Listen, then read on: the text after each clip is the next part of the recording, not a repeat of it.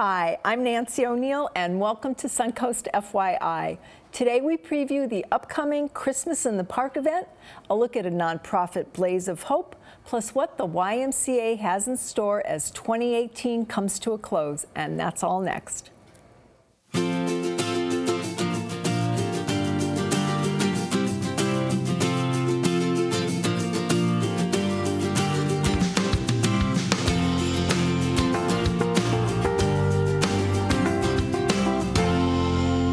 Special event is coming to Sarasota on Christmas Day, helping those in need.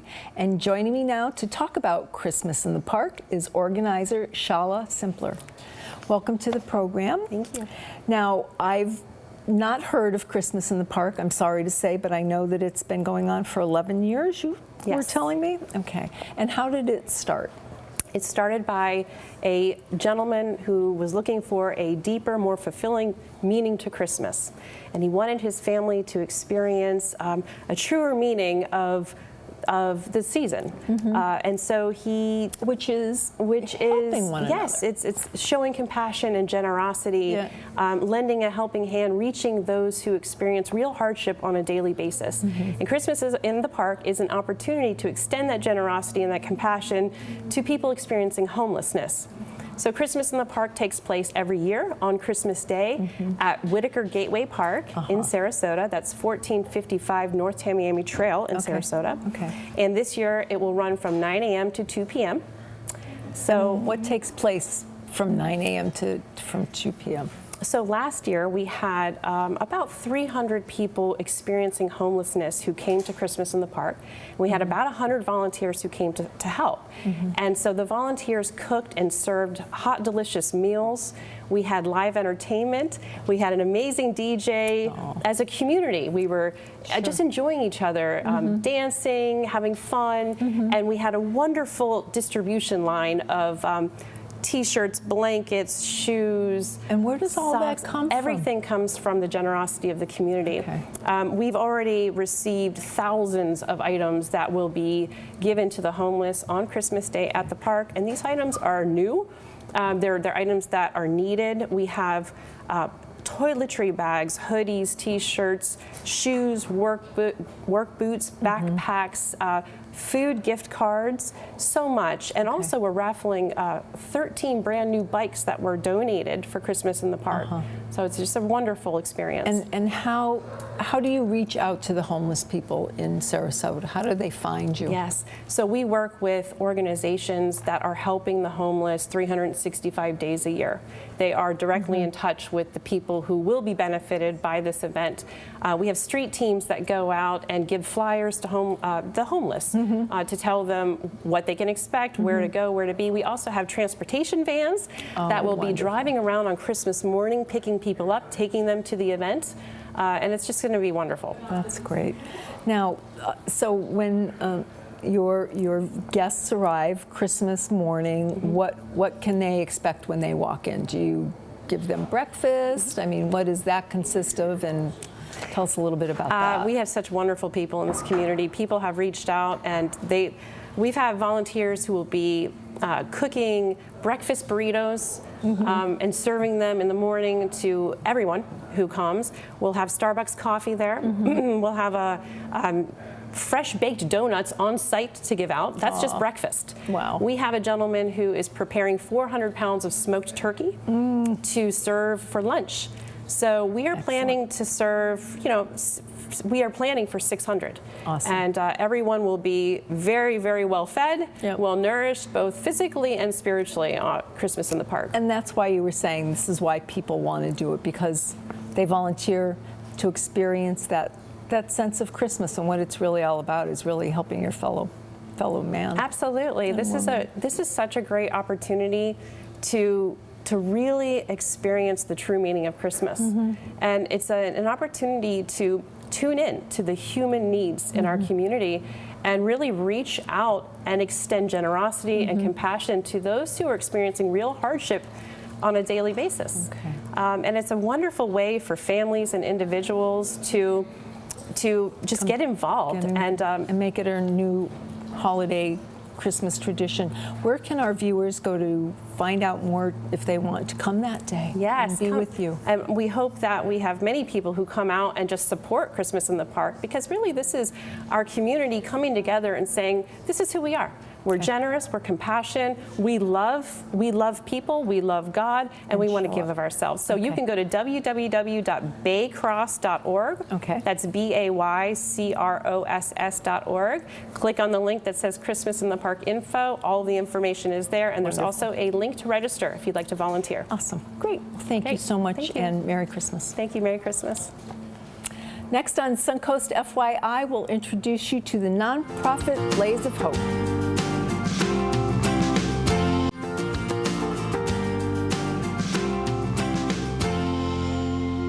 Joining me now on Suncoast FYI is the Secretary and Treasurer for Blaze of Hope, Myra Barrera.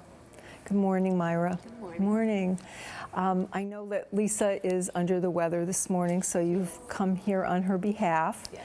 And Blaze of Hope is in memory of her son, Blaze. Yes. Okay. Can you tell us about Blaze of Hope and what the Sure. mission is, please? So the mission is pretty much to raise, money to help families financially with personal bills, I guess you can say, but those who are like sick or ill, facing a life-threatening condition while hospitalized.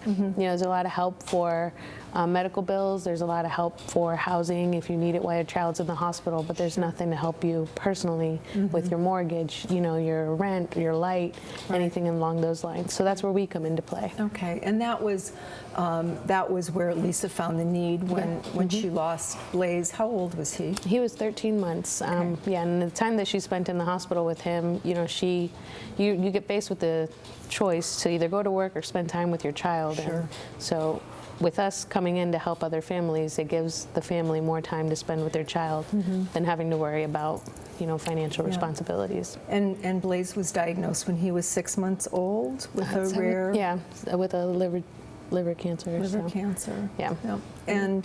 And the family and community, and that's what it's all about. Yep, they all come together and help.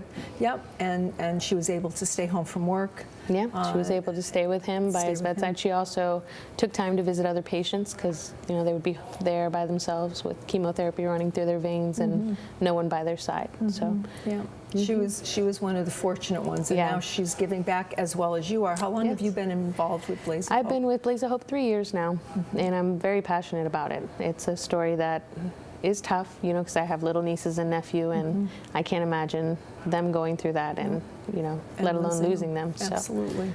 So, So this is going into 2019. You've had a lot of events in the past. What are you looking forward to in 2019? Myra? Well, one of our biggest things that we're actually excited about is we've had a lot of support through the community, and one of our biggest supporters has been Dr. Larry Backham at Suncoast Community Church. And starting January 1st, we will be official partners with the church. So we're excited about that because Wonderful. we've had their unconditional support thus far, and now they're extending their resources to us as well. Okay. So that's exciting. So what type of resources, what will that mean for you? We'll have more volunteers, able to outreach a lot more as well, because not only do they broadcast live on their website, but you can catch a whole bunch of stuff with Suncoast. They're very involved in the community, and they have several partners, so we'll be able to reach out with those as well. Okay, and what do you ask of your volunteers? Like now you said you're going to have more volunteers. What do your volunteers typically do for you? Well, we have events, almost all the time,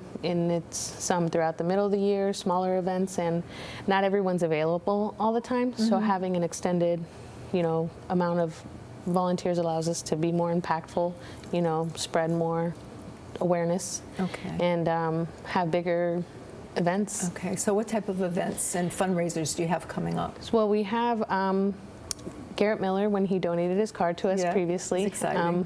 We raffled it off, and the person who won the car actually donated it back.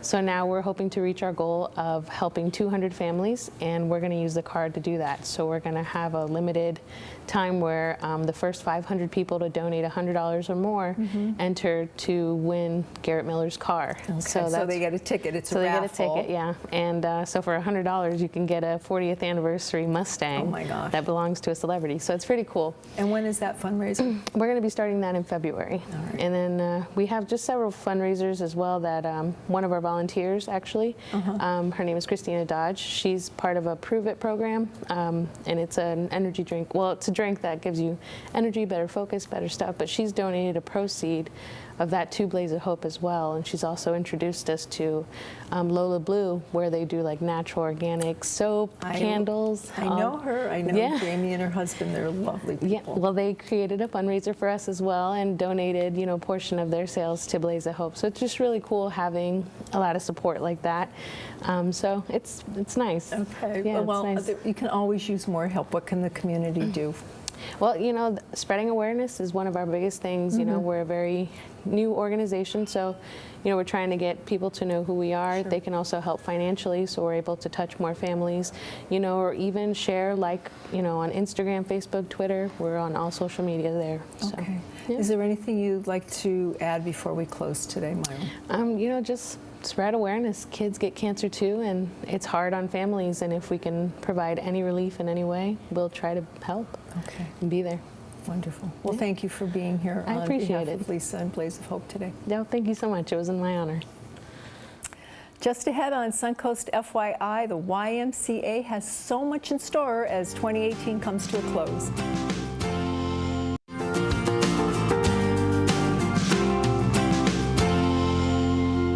Welcome back to Suncoast FYI. 2019 may be just around the corner. However, the YMCA has some special things to talk about as 2018 comes to a close. Joining me now are directors Joan Williams and Andrea Materis. Hi, ladies. Hi. Hi. It's amazing how quickly the year goes by, isn't it? It's just, and now when you get to this part of it, it goes even quicker. Yes. Joan, you're here, though, to tell us about one of the special programs that the Sarasota YMCA has. Is called HIPPY. What does that stand for? HIPPY stands for Home Instruction for Parents of Preschool Youngsters. I like it. I like it. So what is that actually? HIPPY is a 3, 4, and 5-year-old program for 3, 4, and 5-year-olds. Okay. A program where we go into the home and help parents teach their children. So it's that preschool age children. Which is challenging Exactly. for everybody, yes. Yes. And so some parents may not have the opportunity or the funds to put their children in a pre-K, program. So we provide staff. They're called home visitors. They go into the home and they take a curriculum to the parents weekly. And so the parents have homework. Right. Okay. So parents work with their children on the activities for a week. And then we return the following week with a new set of packets. Awesome. Yes. So do you evaluate them at the end of the week? I mean, is there a test, or do you just kind of see how the kids are doing on what they were when given the home to do that visitors week? come back, they usually ask the parents that they have any problems. Okay. To make sure that the parent understand the lessons, Sure. we role play the lessons with the Excellent. parents. We don't just go and hand them the activity and say, okay, now work with their children. Okay. We role play the lessons with them. Excellent. And then they, during the week, will work with their children. And they can contact you at the YMCA in Yes, Sarasota if they're yes. interested in this program? If you're interested in the program, again, it is a free program. It is TANF based eligibility, which is temporary assistance for needy families. Okay. So all of our families are low income. Okay, and during the holidays, are there special efforts to help people in the community that you do? We're fortunate enough to have Crunch, who adopted just a hippie child, that 3, 4, and 5-year-old, to provide gifts for them. And also our Y administrative staff will purchase gifts for the kids, also for Santa and Mrs. Claus to give out. Awesome, awesome. So the only thing that, when we have our Christmas party, which is coming up next Thursday, a week from today, December 20th, the entire family comes, so they're siblings, and so we don't have gifts for the siblings. No. So, we try and give them maybe some crayons, coloring books, but we're very fortunate to have Crunch on Bee Ridge. Excellent. Excellent. To adopt our hippie kids Okay. this year. Excellent. Great. Takes a community. Yes. And Andrea, you're going to tell us about the WISE efforts on behalf of foster children. Yes. So what are the programs and the Safe Children Coalition that you're involved with? Yes, we're actually known as the Safe Children Coalition. We work with children in Sarasota County that have been affected by abuse or neglect and have come into services. We serve them whether they're in home, still with their parents and able to be home with their parents, or if they've been removed and put into a foster home or with a relative, non-relative. Okay, now how do you work together with the YMCA? The YMCA actually holds the contract from the Department of Children and Family, and I always think of them as like a tip of an umbrella, and then they funnel that money down to our case management agencies and then several other programs that provide services. And what do you think has contributed to the plight of the foster children in our region? Opioids, the drug Yeah. use, substance abuse, and around this time of year with the holidays and stress, it's domestic violence. Yeah. Very sad. Now, you also have a program called Foster Angels? Yes. Foster Angels is our Christmas program. Right now we serve in the total of all 3 of our counties about 1,500 children. And it's our goal to get wish lists completed, maybe not for all 1,500, but for at least half of those. And every year we average about 900 kids that we serve through what's called a wish list, where they write down 3 items that they wish they could have for Christmas morning, as well as clothing size and shoe size. So if the sponsor wants to buy more than just those 3 items, they can buy those stuff as well. And then we take those wish lists and we find community sponsors and we assign them a wish list. Sometimes they have a preference. If they want a 3-year-old boy who wants certain items, we'll match them up to that. And then they shop for the child and we make sure on Christmas morning those gifts are there for the children to open. Awesome. So where can our viewers go to find you? We are actually on our YMCA website under Foster Care Angels. Wonderful. Or they can email fostercareangels@ymca.org. Well, thank And you. also, our phone number is 941-365-0056 All right, for hippie. and we'll put that across the screen for people who couldn't quite catch it. Thank you. Thank you both, and thank you for all that you're Thank doing. for having Thank you us. for having us. Thank you. Pleasure. The weekend is just beginning, and we have a few events for you to keep your eye out for when we come back.